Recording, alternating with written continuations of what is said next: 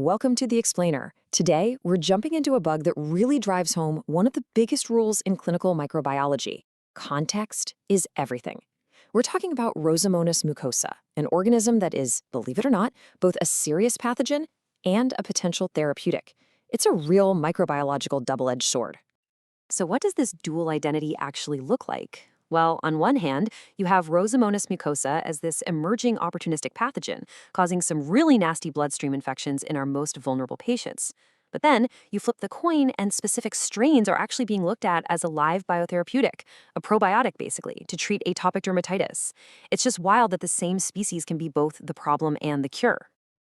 Just a quick heads up before we get started. All the information we're covering today comes from a comprehensive Gemini deep search. If you want to dig into the primary literature yourself, the full list of sources is right there for you in the accompanying notebook document. All right, here's our game plan. We're going to follow that classic bench-to-bedside path. We'll kick things off in the lab with identification, then we'll move on to the clinical syndromes, tackle the tricky subject of treatment and resistance, and finally, we'll wrap up with the challenges in susceptibility testing and prevention. Okay, first stop, the bench. Let's talk about how you actually spot this organism in the clinical lab, because it can definitely be a bit of a challenge. So, what are you looking for on the plate? Well, first things first, you gotta be patient. This is a slow grower, so you might be waiting 48, even 72 hours to see anything. But when it does show up, the colonies are pretty characteristic. They're pinpoint, they have this pale pink color, and they are super mucoid. I mean, they have this runny appearance that literally gave it the name mucosa. Under the microscope, you're looking for weakly staining, kind of plump, gram-negative coccobacilli. Now for the biochemicals. It's pretty reliably catalase and urease positive. The oxidase can be a bit variable. Sometimes it's weak, sometimes it's negative. But the real key tests to tell it apart are that it's a non-fermenter, and, this is the big one, it's negative for methanol oxidation. That last one is crucial for differentiating it from Methylobacterium, which can look very similar.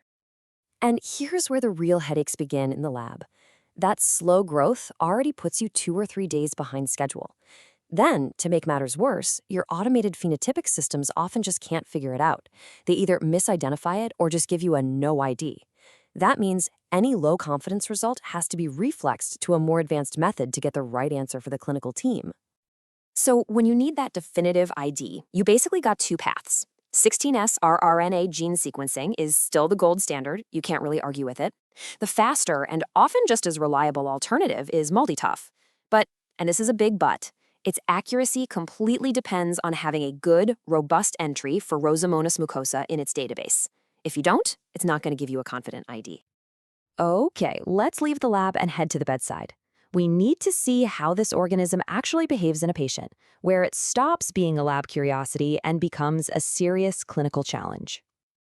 I mean, Roseomonas mucosa is the absolute definition of an opportunist. You almost only find it causing trouble in immunocompromised patients, especially those with indwelling devices like central lines. The #1 presentation by far is bacteremia, specifically a central line-associated bloodstream infection, or CLABSI. And here's the clinical pearl.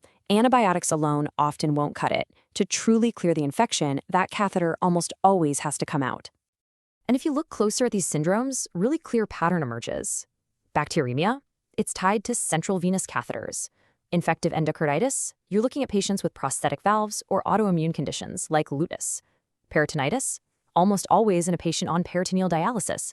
It's all about that foreign material. And just look at the common treatments listed here. Meropenem, ciprofloxacin, that's your first major clue that you're dealing with a tricky resistance profile. Which brings us to the really critical part. Treatment. To successfully manage an infection with this bug, you absolutely have to know its intrinsic resistance profile.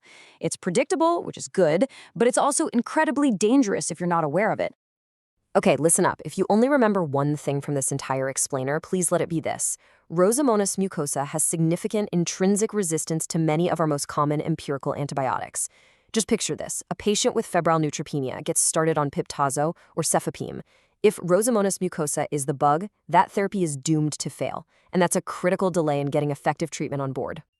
So, this resistance profile is a trap. It's intrinsically resistant to most of our workhorse beta-lactams, including piperacillin tazobactam and our advanced generation cephalosporins. This means your standard empiric therapy for a gram-negative infection is just not going to work. You have to go to other classes, Carbapenems, aminoglycosides, or fluoroquinolones are your best bets. So you're probably wondering, okay, what do the official guidelines say? The short answer is, they don't say much. You won't find specific recommendations for Roseomonas mucosa from international bodies or from national groups like the Dutch SWAB.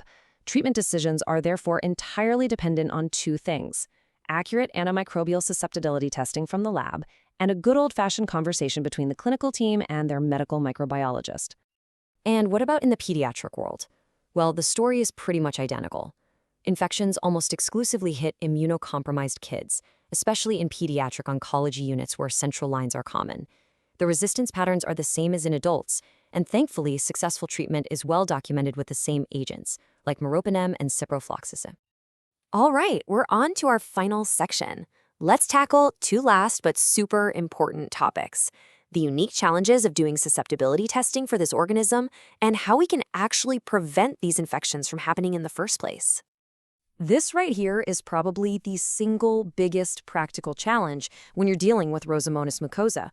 You've run your AST panel, you have your MIC values right in front of you, but what on earth do you do with them?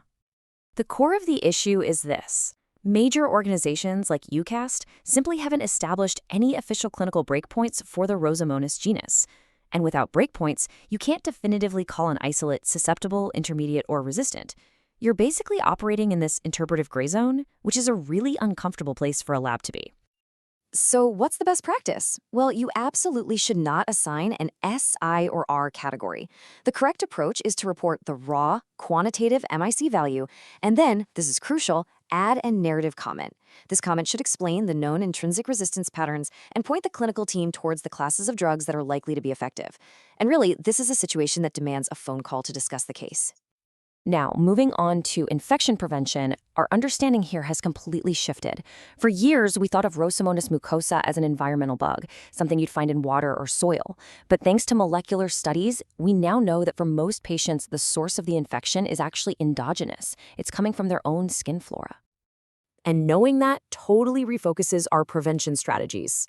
If the organism is already living on the patient's skin, then the absolute #1 priority has to be meticulous, flawless catheter care. Every single time that line is accessed, it has to be done with perfect aseptic technique. Of course, the basics still apply. Standard hand hygiene is essential to prevent cross-transmission, and good environmental cleaning of wet areas helps stop any potential amplification. And that brings us right back to where we started. In the bloodstream of a cancer patient, it's a dangerous pathogen.